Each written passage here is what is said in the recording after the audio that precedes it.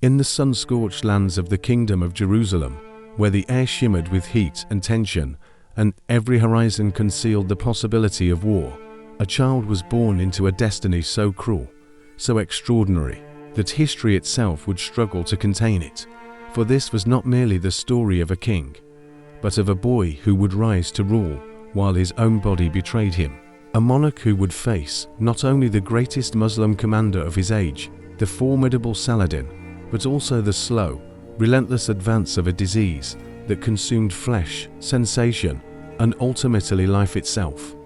This was the story of Baldwin IV of Jerusalem, the Leper king, whose reign would become one of the most tragic, courageous, and astonishing chapters in the history of the Crusades. Baldwin was born in 1161, the son of Mordecai of Jerusalem and Agnes of Cursnay, into a world already defined by fragile alliances, religious tension, and constant warfare between Christian and Muslim powers.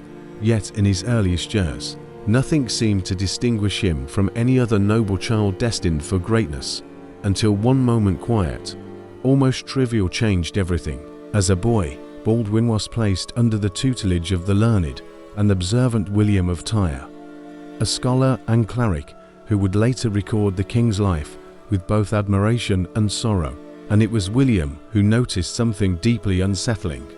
While playing with other children, Baldwin did not react to pain, even when pinched or struck, and what might have seemed like unusual stoicism soon revealed itself as something far more sinister. The diagnosis was devastating leprosy, a disease feared not only for its physical toll, but for its social and spiritual implications, a condition that marked its victim as cursed in the eyes of many. And for a prince destined to rule, it was nothing less than a slow death sentence delivered in childhood. Yet even then, Baldwin did not yield. When Baldwin ascended the throne in 1174, at the age of just 13, following the death of his father, the kingdom he inherited was already trembling under pressure, surrounded by hostile forces and internally divided by rival factions among the nobility, the military orders, and the court itself. The greatest threat came from Saladin, who had united Egypt and Syria under his rule, creating a powerful and cohesive Muslim front that threatened to crush the fragmented Crusader states once and for all. And unlike previous enemies, Saladin was not merely a warrior, but a strategist, a diplomat, and a leader of immense charisma. Against such a figure stood a boy king whose body was already beginning to decay. But Baldwin possessed something that could not be measured in flesh and iron will. From the moment he took the throne, Baldwin's reign was defined as much by internal conflict as by external war. For the court of Jerusalem was a place of competing ambitions, where powerful nobles sought influence over the young king and, increasingly, over the succession itself.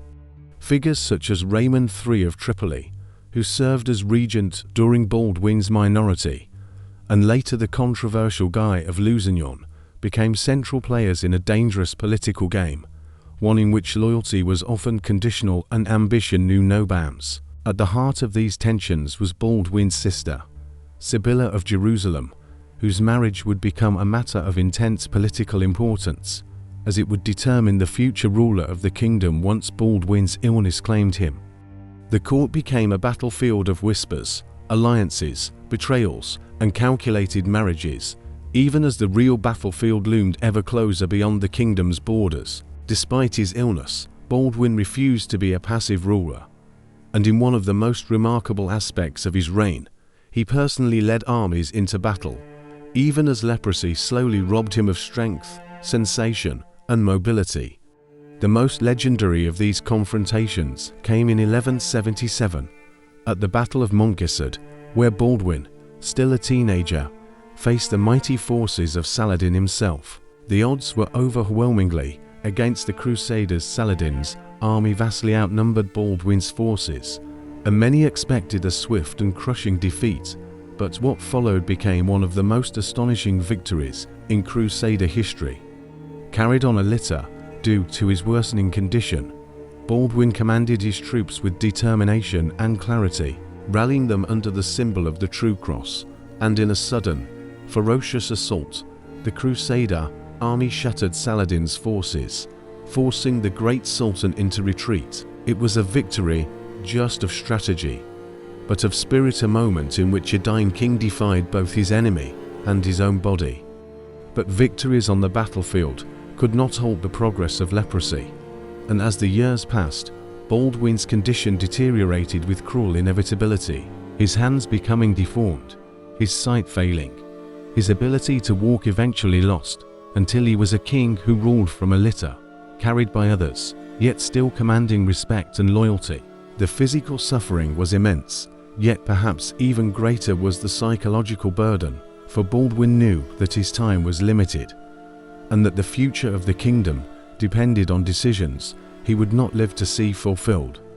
He attempted to secure the succession by crowning his nephew, Baldwin V of Jerusalem, as co-king, hoping to stabilize the realm and prevent the power struggles that would inevitably follow his death.